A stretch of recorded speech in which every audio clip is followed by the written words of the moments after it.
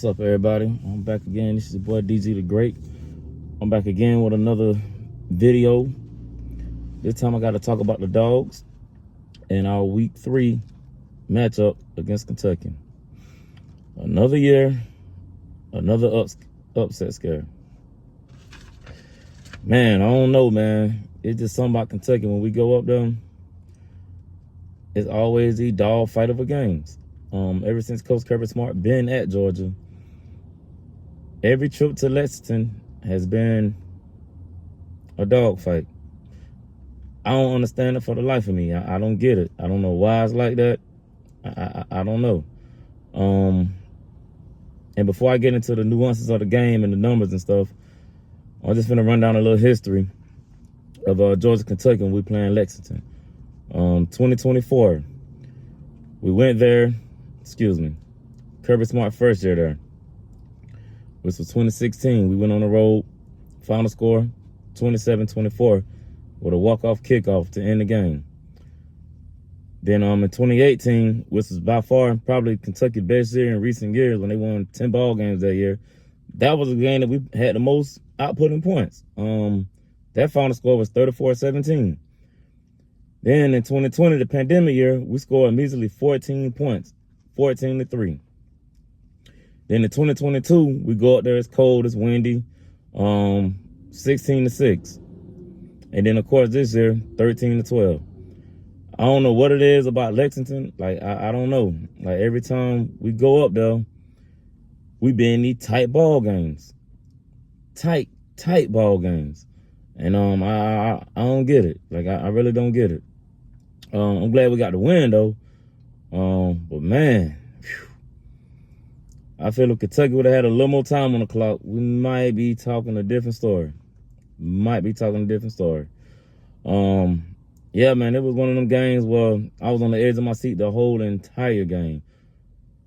I'm thinking like, okay, first half, it's a little shaky. We're going to come out second half, we're going to blow the doors off of them. Nope.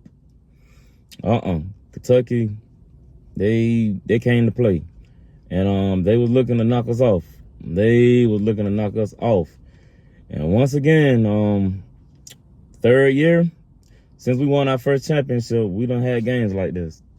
Well, since we done won our first championship in 40 years, we done had games like this every year since then. 2022, we go to Missouri. We barely escape out of Missouri with a final score of 26-22. Last year, SEC home opener against South Carolina. They were actually beating us at halftime, 14-3. We come out halftime, we get control of the game, we go on to win. Later that year, we go over to the Plains to face some Auburn Tigers. On our head, the whole entire game. We walked out of there with a 27-20 victory. And of course, this year, Kentucky, 13-12. Yeah, Georgia fans, we're starting to feel it now. We definitely, it's safe to say we have a target on our back. Because all the media is putting out there, Georgia done won this X amount of games. They haven't lost these games. They haven't lost a game since 2020. They're flawless in the regular season since 2021. I mean, hasn't lost a game. And 2021, 22, and 23. That's a long streak of not losing a game in the regular season. And teams hear that. Like, they want to be the first one to be like to stop the streak. So Georgia fans, just buckle up. It's gonna get worse. Like, everybody that we play, we're gonna be their Super Bowl. We're gonna be their Super Bowl, and they want to be the first one to end that streak. And like I say, one thing about it, all streaks come to an end. I'm not saying that we're gonna lose anytime soon, but I'm just letting you know, all streaks come to an end. So don't get this mentality like we're just not gonna lose. It's gonna happen. It happened last year. With Alabama in the SEC championship game. Yeah, it happened last year. So streaks do come to an end. So yeah, we just better just know every week team's gonna be gunning for us, and they coming. And I hope the team is prepared for that. I'm pretty sure they is. Coach Kirby Smart gonna have them ready. That's no problem. And so back to the game of last Saturday night. The numbers that I'm about to put out, like if somebody was to come to you and say, without knowing what team is playing on the field at the time, it don't matter, you don't know the teams that's playing. And the numbers that I'm about to read off, you would think the team with the most time of possession, the most rushing yards, that's a recipe for a victory. More times than not. 9 times out of 10, that's a recipe for a disaster. That's a recipe for a victory. And then on the flip side, the other numbers is a recipe for disaster.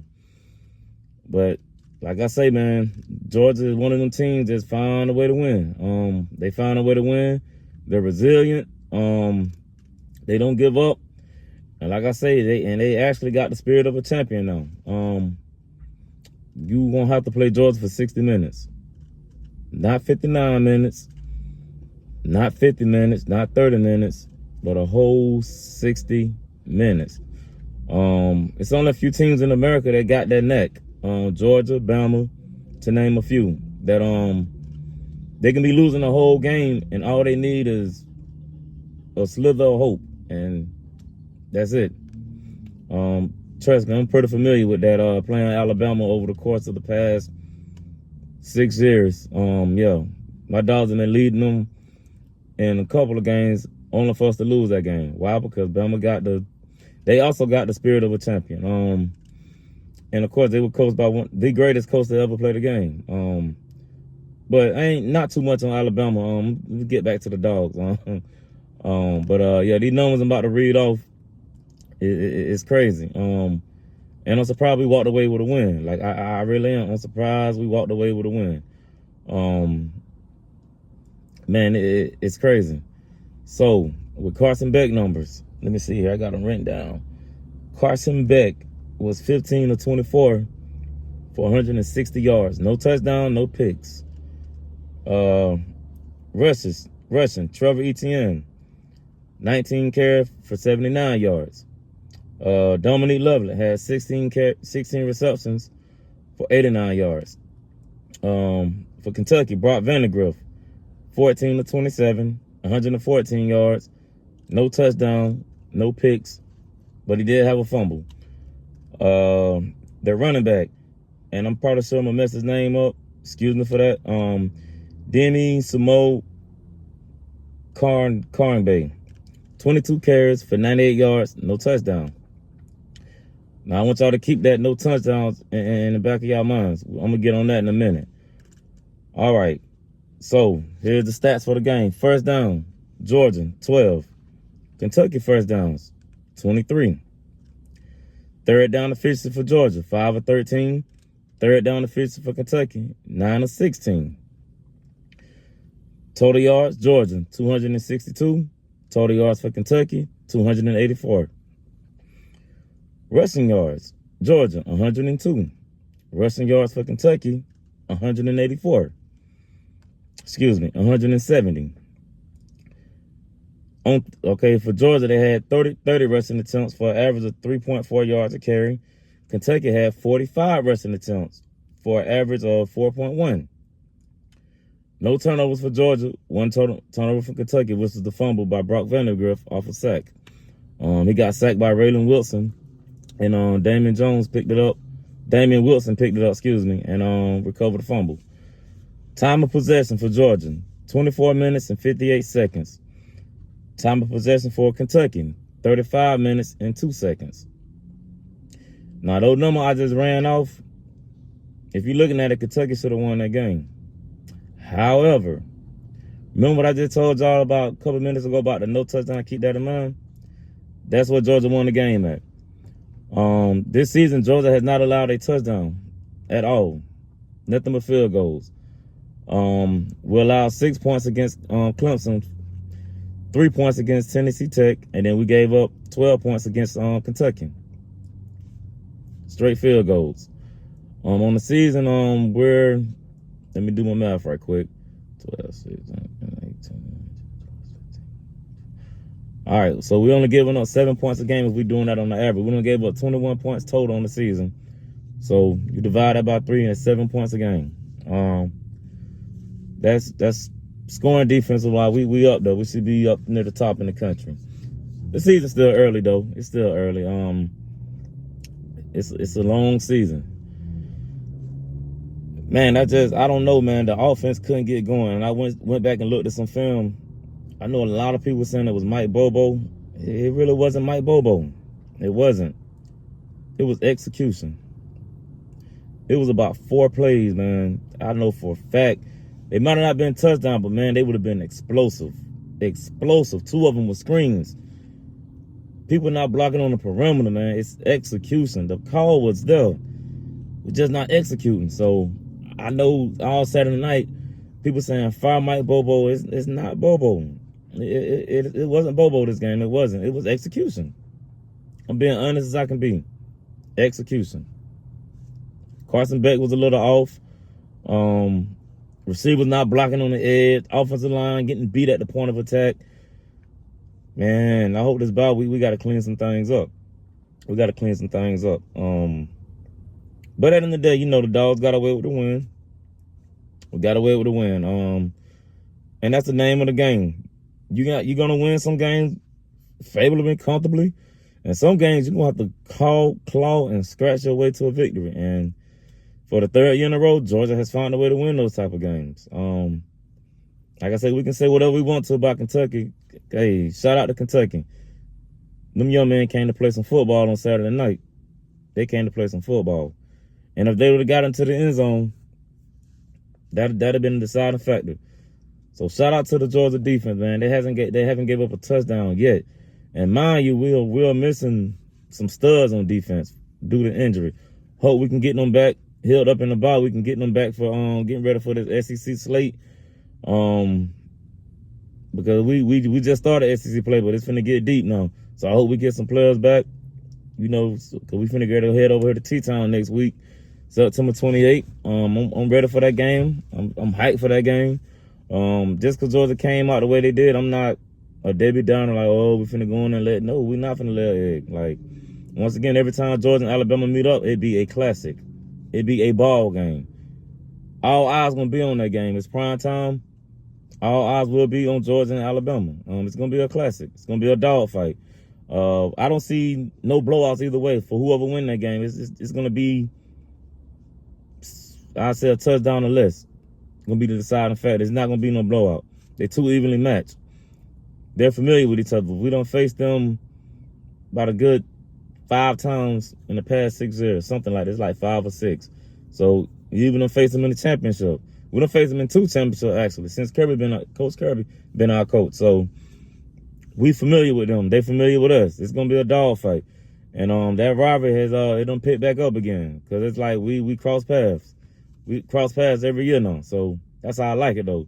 Iron sharpen iron, baby. Like I say, I know us and me and Alabama fan, we be talking noise, but I got a lot of respect for that program.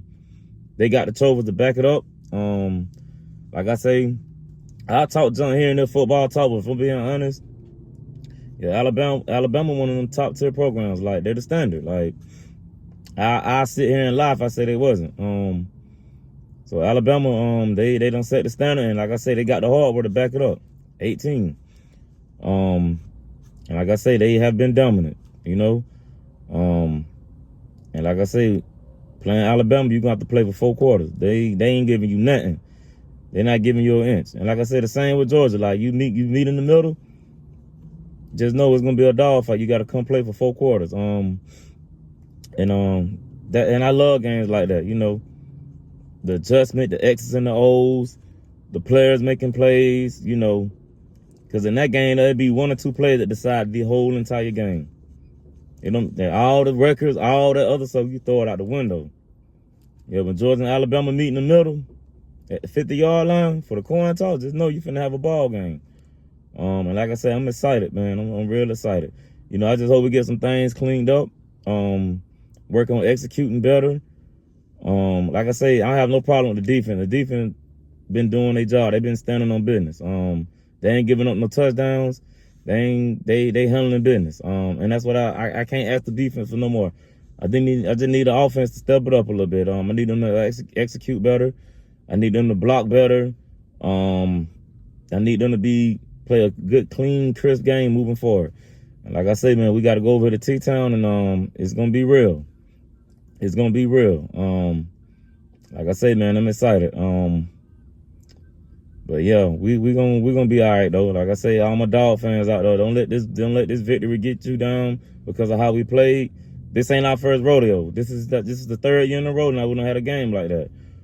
So don't let it get you down. Like, this is the third year in a row we don't had a game like that, and we done went all the way through the regular season unscathed. So don't let it get you down. It's gonna be like this. It's a new team, like new pieces and it's new pieces in places. Offense got to fill some big shoes with Lad McConkey and Brock Bowers going off to the NFL. So it's some big shoes to fill. So, then with the dismissal of Rob Thomas, so it's some shoes to fill. That was 3 players off our production right there of offense, that put up good numbers last year. So like I say, we all right though, man. We got some people in place. We gonna be all right. And like I say, you best believe Coach Kirby Smart and Coach Mike Bobo ain't show everything. They got some stuff in the tuck, man. They got some plays tucked in. So, and like I say, to be honest with you, this game with Kentucky reminded me of the Georgia Tech game last year. It was real vanilla. Only difference is we executed it better in the Georgia Tech game than we did with the Kentucky game. But the play calling was basic and vanilla. It's gamemanship, man. It's football is a game of chess. It's not checkers. And they don't want to put none on film that can give Alabama the edge. And Alabama doing the same thing. If you think that's what you're going to see Saturday and we meet up with Alabama, don't fool yourself. They definitely not putting everything on film either. Like, just like us fans looking at what's coming up, these coaches, they looking what's coming up on their schedule too, and they looking at the opponents. So yeah, just know when 28 hit, it's gonna be a dog fight. And I'll make my prediction a little later next week, closer to the game. But I just want to tap in with y'all, man, and give my thoughts on the Kentucky game. Until then, go Dogs.